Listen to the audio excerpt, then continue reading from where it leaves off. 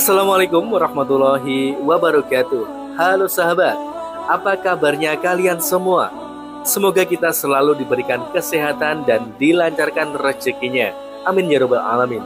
Sahabat beriman yang dirahmati Allah, pada kesempatan kali ini kita akan membahas perihal kisah romantis Nabi Muhammad dan Siti Aisyah, panutan keluarga harmonis.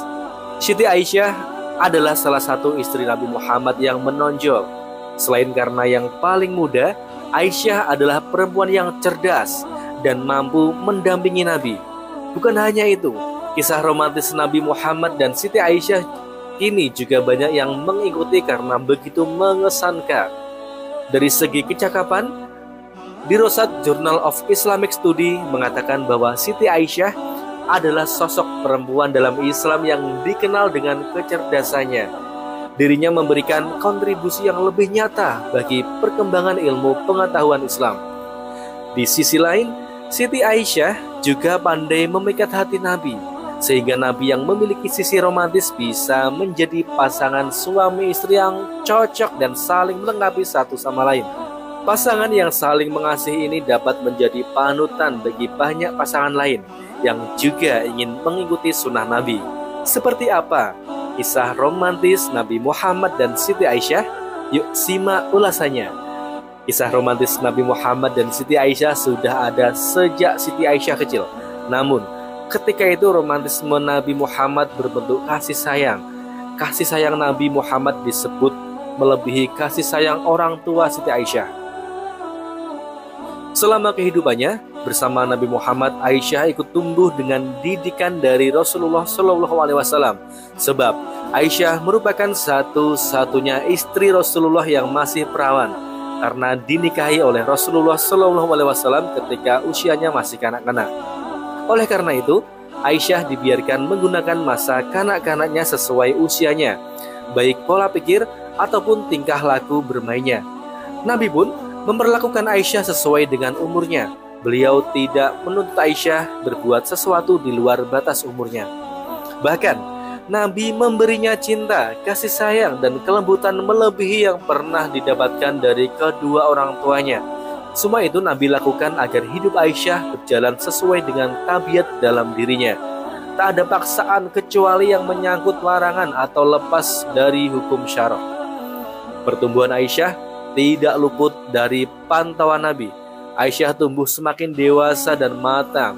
Suatu hari, Aisyah keluar bersama Nabi. Beliau mengajak bertanding lari untuk yang kedua kalinya setelah sebelumnya mereka pernah melakukannya ketika akan pergi ke Madinah. Namun, kali ini pertandingan lari tersebut dimenangkan oleh Nabi. Aisyah karena tubuhnya sudah padat dan berisi. Aisyah cemberut, tetapi Nabi meledeknya dengan memberikan senyuman.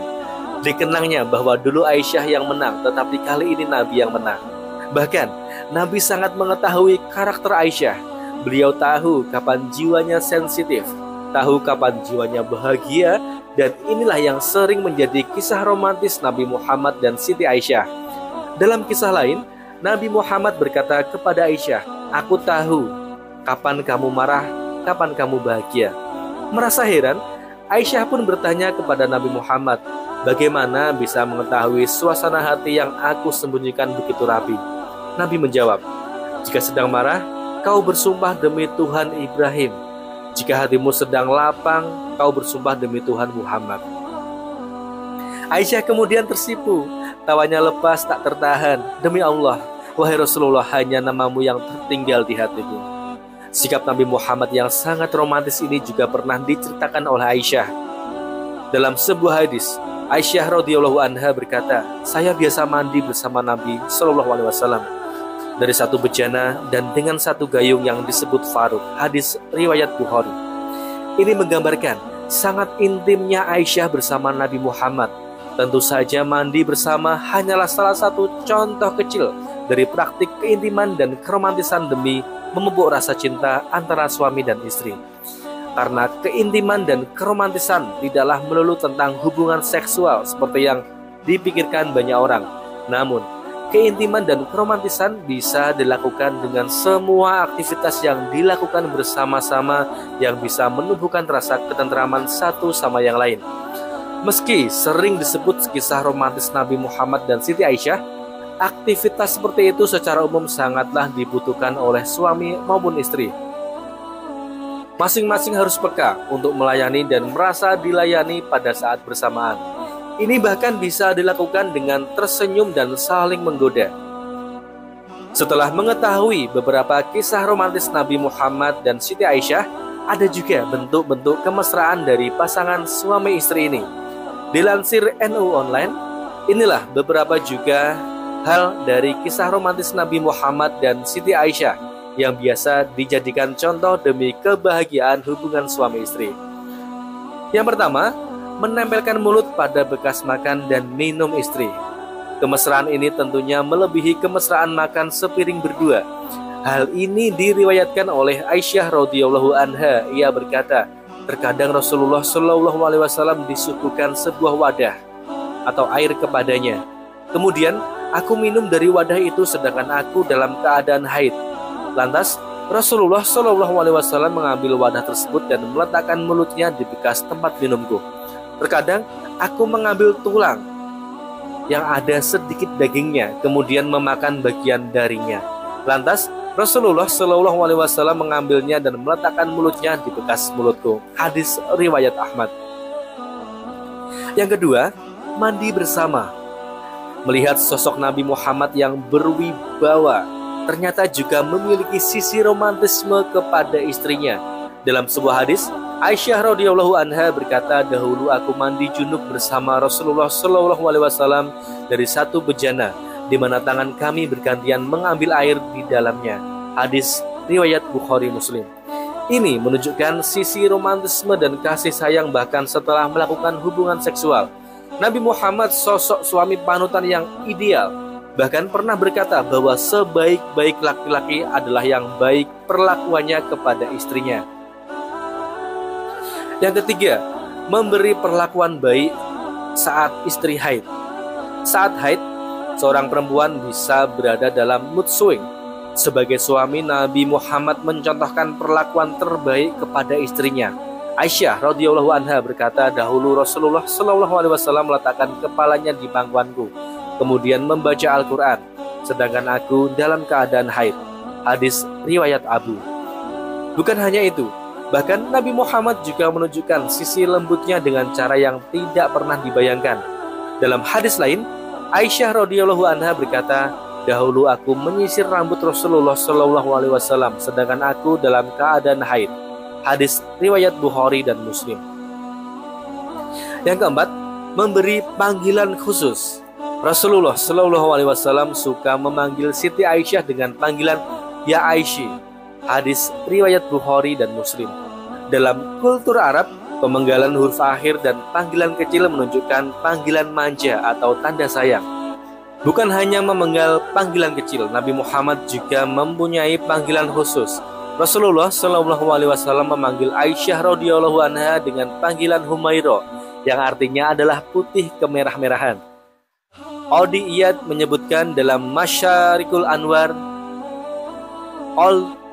Qadhi Iyad menyebutkan dalam Masyarikul Anwar, perkataan beliau kepada Aisyah ya Humaira adalah bentuk tazkir atau panggilan kecil kasih sayang dan cinta. Juz 1 halaman 702. Yang kelima, berbincang bersama istri di luar. Berjalan bersama di malam hari bersama istri, kemudian membincangkan banyak hal di luar rumah. Kemudian berbicara dari hati ke hati hingga mengingat memori bersama. Bukankah itu sangat mesra? Dan ini pun dicontohkan oleh Nabi Muhammad SAW dalam sebuah hadis.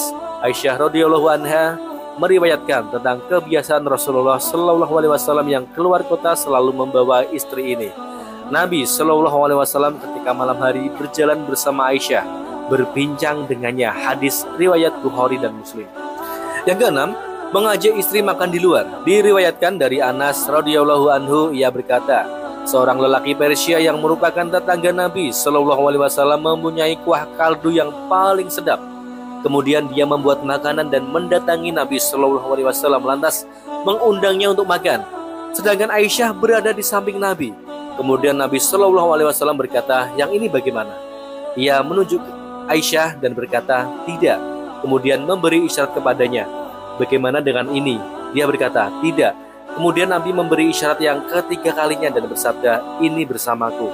Kemudian ia berkata, ya. Hadis riwayat Ibnu Hibban. Yang ketujuh, menenangkan amarah dengan cara unik.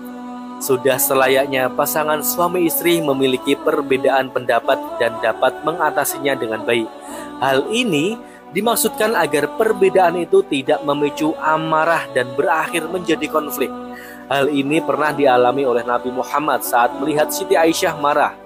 Ibnu Sunni dalam Amalul Yaum wal Lailah meriwayatkan hadis dari Aisyah radhiyallahu anha, ketika Aisyah marah, maka Nabi Shallallahu alaihi wasallam mencubit hidungnya dan berkata, wahai Uwais, panggilan kecil Aisyah, katakanlah, ya Allah, Tuhan Muhammad, ampunilah dosaku, hilangkanlah kemarahan di hatiku dan selamatkanlah aku dari fitnah yang menyesatkan. Yang kedelapan, hanya menikah sekali. Dikutip Hufpos, kisah romantis Nabi Muhammad dan Siti Aisyah bukan hanya terjadi saat mereka hidup. Dicatatkan sebagai kisah cinta yang sejati.